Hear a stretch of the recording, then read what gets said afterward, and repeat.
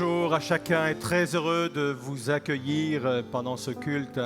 Nous sommes heureux de vous savoir nombreux avec nous ce matin et je voudrais vraiment vous saluer dans le beau nom de Jésus. Il y a eu un petit souci pour ceux qui nous ont regardés sur YouTube. La plateforme elle-même, donc ce n'est pas dépendant de notre volonté, a retiré pendant un temps notre direct, mais c'est revenu. Je sais que vous êtes nombreux à avoir basculé sur Facebook et beaucoup sont revenus sur YouTube. Vous avez la possibilité, si c'est plus confortable pour vous, de revenir sur YouTube parce que maintenant, c'est rétabli. Encore toutes mes excuses, même si nous ne sommes pour rien dans cette situation. Bonne fête à toutes les mamans. C'est une journée particulière et nous aimons en tant qu'Église mettre à l'honneur les femmes d'une façon générale et les mamans parce que nous savons ce que vous nous apportez, vous apportez à la société et c'est vraiment une grâce et une bénédiction pour chacun d'entre nous. Alors, bonne fête. Nous avons commencé la semaine dernière une série que nous avons intitulée Jacob, puisque nous allons nous arrêter sur ce personnage très intrigant et en même temps fascinant. Aujourd'hui, dans cette fête des mamans, nous allons parler de sa mère, Rebecca. Rebecca est une femme qui a vraiment marqué la vie de Jacob. Vous connaissez tous ce dicton ou cette citation qui dit que derrière chaque grand homme, il y a une femme. Ça peut être son épouse, ça peut être sa maman ou les deux à la fois. Pour Jacob, sa maman, Rebecca, a joué un rôle extrêmement important, a été même déterminant dans le devenir de son fils. Mais en préambule, je voudrais dire ceci.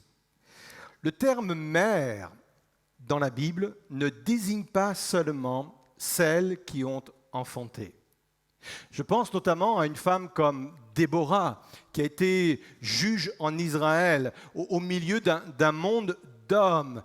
Dieu l'a levée, Dieu l'a mis dans cette position. Et il est dit d'elle qu'elle était comme une mère en Israël. Et pourtant, aucune référence à des enfants qu'elle aurait pu avoir. Et ça, c'est important de l'entendre parce que dans un sens biblique, le terme « mère » dépasse la notion d'enfanter. C'est pour cela qu'il y a des mères spirituelles. C'est pour cela qu'il y a des mères de cœur. Et c'est une autre façon de donner ou de promouvoir la vie. Donc, dans cette journée dite des fêtes ou de fêtes des mères, qu'aucune femme ne se sente écartée ou exclue parce que dans le sens biblique, toutes les femmes peuvent recevoir le terme de mère. Et je voudrais que vous soyez bénis au travers de cela. Le titre de mon message est le suivant ce matin, Rebecca, journal d'une maman. Rebecca, son histoire est très intéressante car elle est une représentation des multiples souffrances que les mamans peuvent connaître. Tout d'abord, elle a connu une attente d'enfant extrêmement longue. Pendant 20 ans, elle a attendu son premier enfant. 20 ans. 20 ans avec le questionnement qui va avec. 20 ans avec les doutes qui vont avec. 20 ans avec la souffrance qui va avec. Rebecca a connu également une grossesse difficile. La Bible dit que les deux enfants qu'elle portait en son sein se heurtaient violemment au-dedans d'elle. C'était tellement douloureux que malgré ces 20 années d'attente pour pouvoir enfin enfanter, la Bible dit qu'elle regrettait même d'être devenue enceinte. C'est pour dire que c'était violent. Et c'était tellement violent qu'elle est allée voir Dieu pour lui demander « Mais qu'est-ce qui se passe ?» Et là, elle apprend ce qu'elle ne savait pas, c'est qu'elle attendait des jumeaux et que ces deux fils se heurtaient déjà violemment dans son ventre. Cette femme va devoir élever des enfants difficiles. Et je suis sûr que des mamans se reconnaissent également en cela. Des enfants agités, compliqués, je dirais même différents, en conflit permanent. Rebecca est également une maman qui a perdu son fils. Parce que Jacob, suite au conflit avec son frère, a dû quitter la maison assez jeune. Et la maman ne va jamais revoir son fils. Et comprenez bien qu'à cette époque-là, il n'y avait aucun moyen de communication. C'est comme si son fils était devenu mort. Alors oui, pour toutes ces raisons, Rebecca est une parfaite représentation des multiples souffrances que les mamans peuvent connaître. Alors, malgré ce tableau qui semble un peu noir, un peu compliqué, un peu difficile, on va trouver dans le journal de bord de Rebecca, on va trouver 3 sources d'encouragement. La première source est la suivante. Rebecca a reçu une parole prophétique sur ses enfants. On le lit dans Genèse chapitre 25, verset 22. C'est au moment où elle est enceinte, elle souffre, elle ne sait pas ce qui se passe, elle va voir l'Éternel. Les enfants se heurtaient dans son sein et elle dit, « S'il en est ainsi, pourquoi suis-je enceinte ?» Elle alla consulter l'Éternel et l'Éternel lui dit, « 2 nations sont dans ton ventre et 2 peuples se sépareront au sortir de tes entrailles. Un de ces peuples sera plus fort que l'autre, et le plus grand sera assujetti au plus petit. » Comprenez bien ce qui est en train de se passer ici. Rebecca réalise que Jacob, qui n'est pas l'aîné, Jacob le second, va être celui par lequel va passer la bénédiction qui a été promise d'abord à son beau-père Abraham, à son mari Isaac, et maintenant à son fils. Et elle vient d'entendre cela, elle vient de comprendre cela, elle vient de recevoir cela.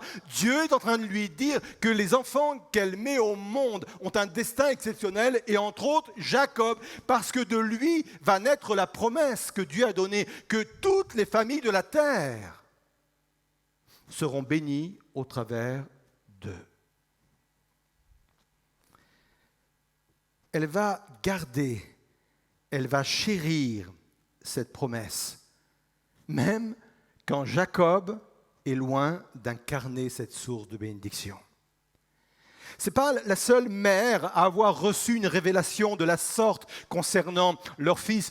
Je pense notamment à Jochébed. Jochébed, c'est la maman de Moïse. Et quand Jochébed a regardé son fils, la Bible nous dit qu'elle l'a trouvé beau. Et on le sait, on l'a déjà partagé ensemble. Il n'est pas question de beauté physique.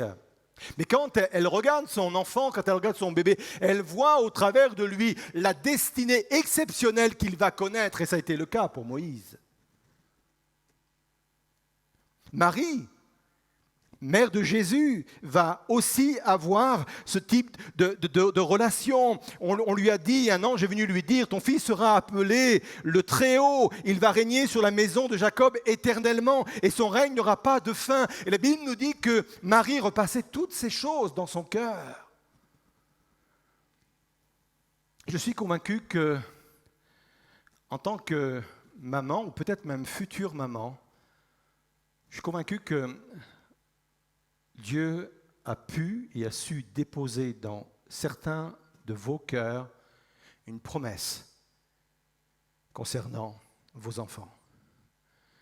Et si ce n'est pas le cas, ce n'est pas grave, mais si ce n'est pas le cas, vous avez aussi le droit d'aller dans la présence de Dieu et de recevoir pour vos enfants une révélation, de recevoir pour vos enfants également des promesses. Dieu n'est pas avare des promesses qu'il veut faire sur la vie de nos enfants.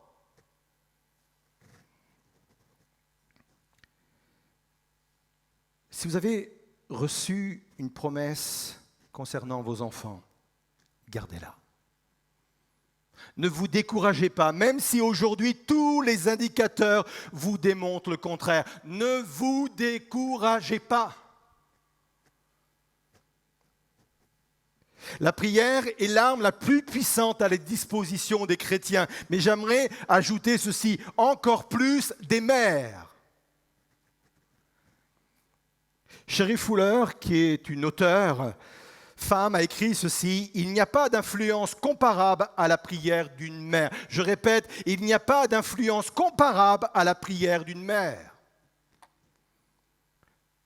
Saint Augustin, ce théologien de renommée mondiale, qui a eu vraiment une révélation de qui était Jésus, il a écrit sur sa mère les paroles suivantes: le sang de son cœur s'écoulant en larmes dans ses yeux, tellement elle souffrait pour le devenir de son fils. Elle priait 3 fois par jour. Elle priait non pas pour que son fils devienne l'un des plus grands théologiens du monde, mais que son fils tout simplement devienne un bon chrétien. 3 fois, pendant 20 ans. Pendant 20 ans, elle a prié pour que son petit Augustin devienne cet enfant, ayant une relation avec Dieu. Écoutez bien ceci. Dieu ne résiste pas aux larmes et aux prières d'une mère qui prie ainsi. Impliquez-vous dans la bataille spirituelle qui se joue autour de vos enfants. Je le répète avec force, avec puissance. Impliquez-vous dans les batailles spirituelles, parce qu'il y a de vraies batailles spirituelles qui se jouent sur l'avenir de vos enfants. Il faut vous y impliquer. Et retenez bien ceci. Si vous deviez quitter cette terre avant l'accomplissement de cette promesse, ne désespérez surtout pas, y compris lors de votre dernier souffle. Rebecca n'a jamais vu la promesse s'accomplir dans le cœur de son fils. Avant de mourir, elle ne connaissait que le Jacob, celui qui est le magouilleur, littéralement le tordu. Elle ne le voyait que comme cela. Elle ne l'a jamais connu transformé, devenant Israël. Sa transformation suite à son combat avec Dieu qui va lui donner un nouveau départ, un nouvel élan. Cette transformation-là, elle ne l'a jamais connue. Elle est morte avant. Ça veut dire que même après mon dernier souffle, les promesses que Dieu a pu me faire continuent et continuera pour s'accomplir. Ça, c'est le premier encouragement que nous recevons quand nous feuilletons le journal de bord de cette maman qui est Rebecca. Deuxièmement, elle est garante de la promesse de Dieu. Écoutez bien ceci, surtout vous messieurs peut-être. C'est elle qui maintient le niveau spirituel de sa maison, comme c'est souvent le cas. Je ne dis pas tout le temps, mais je dis comme c'est souvent le cas dans les couples, ou dans certains couples, ou dans certaines familles, pour ne pas dire dans certaines églises. Sont vous, mesdames, vous, chères mamans, qui régulièrement maintenez le niveau spirituel dans tous ces milieux.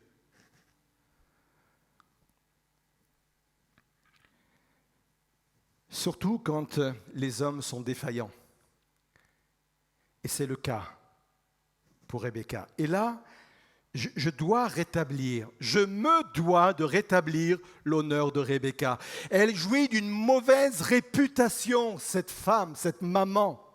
On l'a souvent présentée comme manipulatrice, égoïste, faisant des préférences. Il faut dire que la Bible a été très souvent expliquée par des hommes, ceci expliquant cela.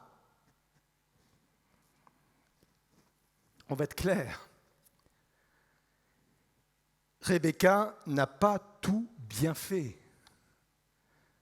On va être clair, la fin ne justifie pas les moyens. Et à un moment donné, quand elle va contribuer à tromper son mari, ça ne justifie pas la fin. Elle n'a pas tout fait bien.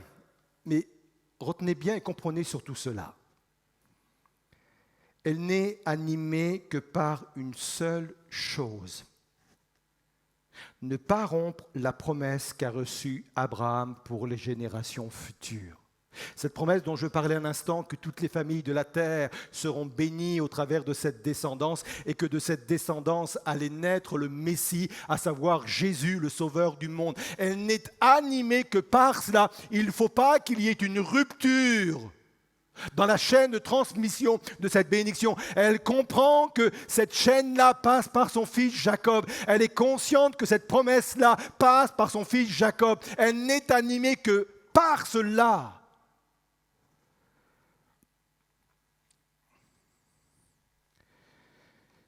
Pour cela, elle ne peut pas compter sur les hommes de la maison. Elle ne peut pas compter sur son mari Isaac et encore moins sur son fils Ésaü, puisque les deux, je vais m'expliquer après, sont devenus des êtres charnels. Charnels dans le sens de recherche des plaisirs des sens. Qu'est-ce qui m'autorise à dire des choses comme cela ? Quel était l'amour qui animait Isaac à l'égard de son fils Ésaü ? Genèse 25, verset 28 dit ceci, « Isaac aimait Ésaü. Pourquoi ?» Allez, on y va. Hein ? Parce qu'il lui a mené du gibier. Je vais le dire comme ça, la seule chose qui intéressait Isaac, c'était de bien manger et de bien boire. À partir du moment où son fils lui a mené du gibier, Isaac était heureux et Isaac aimait son fils. Voilà l'homme qui était devenu Isaac. On parle d'Ésaü ? Ésaü est sorti le premier du ventre de sa mère de quelques minutes parce qu'il était jumeau. Donc il avait accès à une bénédiction particulière qu'on appelait le droit d'aînesse. Une bénédiction qui était formidable, une bénédiction venant du Créateur de Dieu. Et cette bénédiction-là, il l'a troquée pour un plat de lentilles. Waouh! C'en dit long sur son rapport à Dieu, son rapport au Créateur, son rapport à la promesse, à la bénédiction. Voilà ce qu'étaient devenus les hommes de la maison. Et Rebecca reste seule, étant consciente de sa responsabilité pour transmettre cette bénédiction. Alors oui, c'est facile de critiquer, c'est facile de dire qu'elle n'a pas bien fait, c'est facile de dire qu'elle aurait dû faire autrement, c'est facile, mais au moins, elle était un élément essentiel pour transmettre cette bénédiction. Et là, je voudrais m'adresser à toutes ces femmes, toutes ces mamans qui sont seules aux commandes de la famille, seules à maintenir le niveau spirituel, seules à maintenir l'éducation pour les enfants, seules à maintenir un semblant de famille, seules. Soyez renouvelés, soyez encouragés. Même si elle n'a pas tout bien fait, Rebecca a pu compter sur la grâce de Dieu, elle peut compter sur la force renouvelée, quotidiennement renouvelée de Dieu.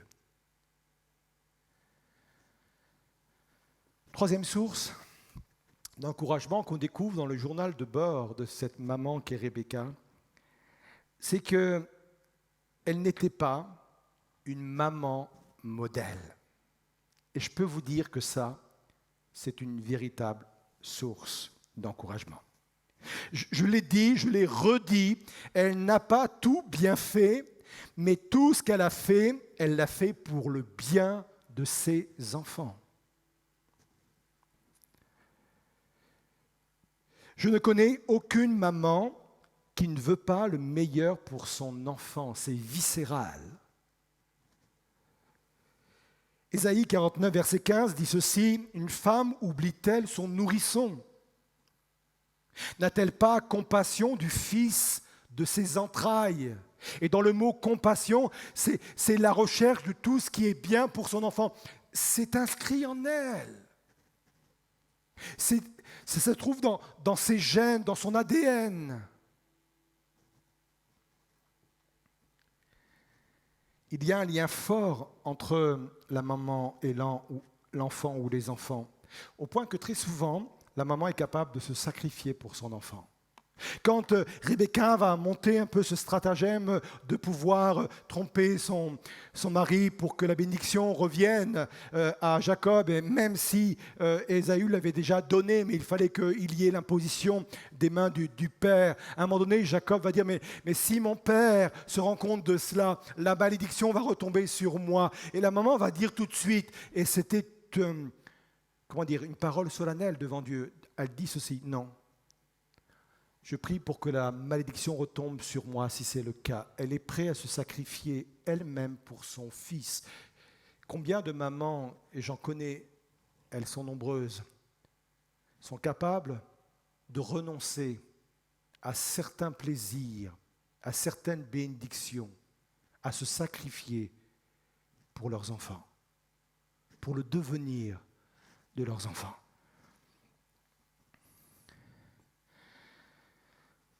Ce désir de bien faire est tellement fort que ça explique la pression qu'il y a sur elles. La culpabilité chez les mamans est très importante. Elles veulent tellement bien faire. Un jour, une maman a écrit cela. « J'étais une mère merveilleuse avant d'avoir des enfants. » Ça veut dire qu'elle idéalisait son rôle de maman avant d'avoir des enfants. « J'étais une mère merveilleuse avant d'avoir des enfants. » Et j'aime aussi cette citation d'un pasteur qui a dit ceci. Il a donné la définition de ce qu'est une famille. Il a dit, c'est le rassemblement de plusieurs pécheurs qui vivent sous le même toit. Et là, avec ça, on arrête d'idéaliser ce que peut être la famille et le fait d'avoir des enfants. La bonne nouvelle, c'est que pas la peine d'être une maman parfaite pour atteindre cet objectif. Mais ça commence, écoutez bien ceci parce que c'est très important, ça commence par reconnaître sa vulnérabilité. On ne cherche pas des mamans héros ou héroïques ou héroïnes. On ne cherche pas des mamans parfaites. On cherche des mamans qui veulent le bien de leurs enfants et qui reconnaissent leur vulnérabilité.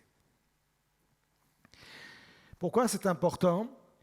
Parce que ça actionne deux principes spirituels. La première, ça nous permet d'accéder à la sagesse.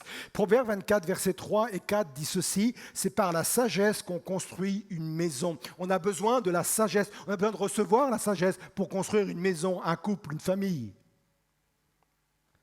Alors dans ce contexte-là, c'est quoi la sagesse ? On va le comprendre par son contraire. Proverbe 12, verset 15 dit ceci, l'insensé pense toujours qu'il fait bien. Si l'insensé pense, ou si le fait d'être insensé, c'est de penser qu'on fait toujours bien, le contraire, c'est le sage, lui, sait qu'il ne fait pas bien. C'est une marque de sagesse. C'est comme ça, dit la Bible, qu'on peut construire une maison. C'est quand on reconnaît de base qu'on ne fait pas toujours bien, qu'on n'a pas forcément toutes les capacités, toutes les compétences. C'est ça, la sagesse qui nous permet de construire notre maison, de construire notre couple, de construire notre famille.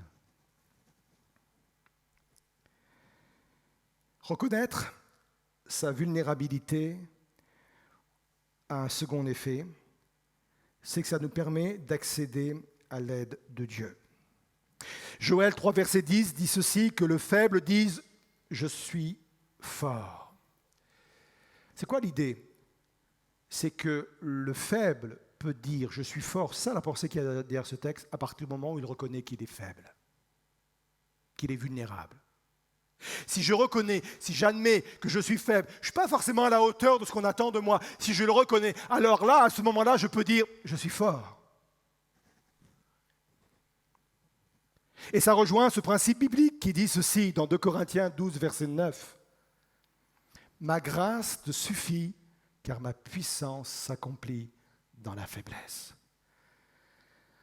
Dieu nous montre qu'il peut se servir de mamans ordinaires et remplies d'imperfections pour faire des choses extraordinaires du moment que l'on s'abandonne à lui en reconnaissant que nous dépendons de lui.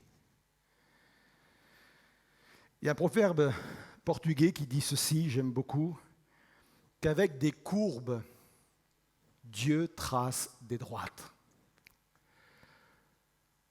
Que ça puisse vous encourager ce matin. Peut-être que vous avez l'impression, dans tout ce que vous faites par rapport même à votre époux, par rapport à vos enfants, vous avez peut-être l'impression de ne pouvoir que de dessiner des courbes. C'est pas droit. Les choses que vous faites ne sont pas droites dans le sens où c'est pas comme ça devrait être. J'aime le Dieu qui se sert de courbes pour tracer des droites.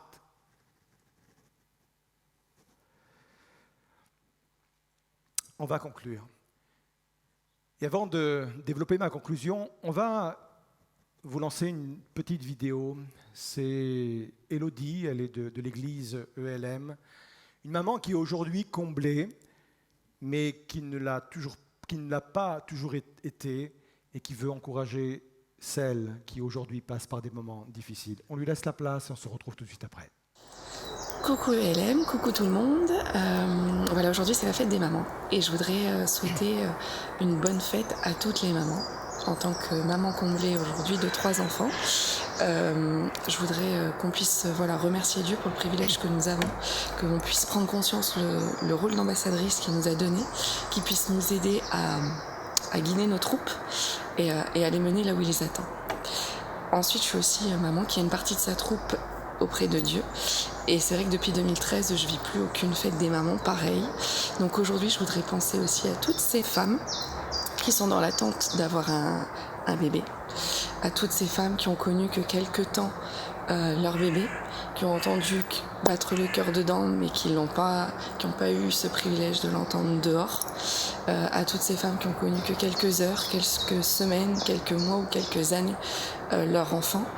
Voilà, à toutes ces femmes-là, aujourd'hui, je voudrais dire que je pense à vous, que je pense régulièrement à vous, que mon cœur vous accorde une place et des prières parce que oui, je prie pour vous, pour que Dieu puisse pénétrer vos cœurs profondément, qu'il puisse vous apaiser, vous rassurer, vous aider, qu'il puisse également vous parler, que vous sachiez l'entendre et l'écouter. Et voilà, je pense à vous, donc aujourd'hui à toutes ces femmes, globalement, que ce soit maman dans l'attente, maman comblée, maman en souffrance. Aujourd'hui, je pense toutes à vous. On a toutes quelque chose de différent dans le cœur, on a tous quelque chose qui nous attend de différent. Et voilà, je vous souhaite à tous une belle journée. Merci Coucou Hélène. Élodie pour ce témoignage qui vient encourager forcément les mamans qui nous regardent ce matin. Et je voudrais, dans ce mot de conclusion, je voudrais m'adresser à toutes ces mamans qui sont en souffrance. Des mamans qui sont en attente de pouvoir avoir des enfants, et peut-être que cette attente dure depuis plusieurs années. Peut-être les mamans qui sont mamans d'un enfant différent, difficile. Des mamans d'un enfant qui a été perdu, soit à l'intérieur de soi ou à l'extérieur de soi. Maman d'un enfant avec des choix de vie extrêmement compliqués. Ou peut-être toutes ces mères, dans le sens de Déborah, des mères qui n'ont pas eu la joie de mettre au monde des enfants. Je sais que c'est une grande source de souffrance. Peut-être que certaines ont besoin de connaître une guérison intérieure pour mieux vivre le présent et mieux aborder l'avenir. Parce que ça peut être des coups, ça peuvent être des coups lourds intérieurement, occasionnant parfois des dégâts émotionnels ou intérieurs. Je bénis le Seigneur de cet évangile qui vient réparer, guérir nos cœurs. La Bible dit ceci dans Hébreux 7, verset 25. Il est parlé de Jésus qui peut parfaitement sauver. Littéralement, qui peut sauver à fond. Et j'aime ce terme littéral parce que ça veut dire que Dieu ne vient pas sauver uniquement en surface. Il vient nous sauver à l'intérieur de nous-mêmes. Non seulement nos âmes pour la vie éternelle, mais nos âmes et nos esprits pour la vie ici-bas. Et là, je parle de toutes ces blessures intérieures que Jésus peut guérir parce qu'il a donné sa vie sur la croix pour nous. Il le fait par le Saint-Esprit. Éphésiens 3,16 dit ceci, afin qu'il vous donne, selon la richesse de sa gloire, d'être rendu fort et puissant par son Esprit au profit de l'homme ou de l'être intérieur. Je crois que pendant que je suis en train de vous parler ce matin, je crois que le Saint-Esprit vient vous fortifier, vous guérir dans votre être intérieur, comme il est dit dans ce verset, avec force et avec puissance, pour vous rendre forte et puissante. Comme il y a eu un nouveau départ quand Jacob a rencontré son Créateur dans ce combat physique, je crois qu'il peut y avoir un nouveau départ pour vous aussi, chère maman, chère épouse, chère femme. Je crois à la puissance de l'Évangile. Je crois à la puissance du sang de Jésus-Christ. Je crois à la puissance du Saint-Esprit qui vient restaurer et qui vient relever. Je vais prier pour vous. Et si vous sentez la liberté là où vous êtes, chez vous, de vivre ce moment avec moi, peut-être faire une démarche de foi avec moi, faites-le. Et croyez que ce n'est pas la distance qui va empêcher Dieu et le Saint-Esprit de venir vous toucher, vous interpeller, vous guérir, vous délivrer de vos souffrances, quelles qu'elles soient. Seigneur Jésus, viens au-devant de chacune de ces personnes.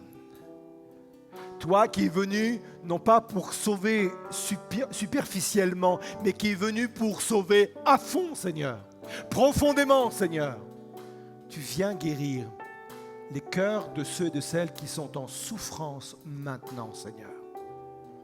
Tu apportes la grâce et la bénédiction dont ces personnes ont besoin, Seigneur.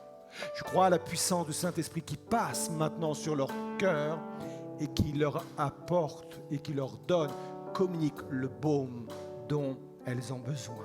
Merci pour cela, Seigneur, et à toi vraiment soit toute la gloire dans le nom précieux de notre Seigneur Jésus-Christ. Amen.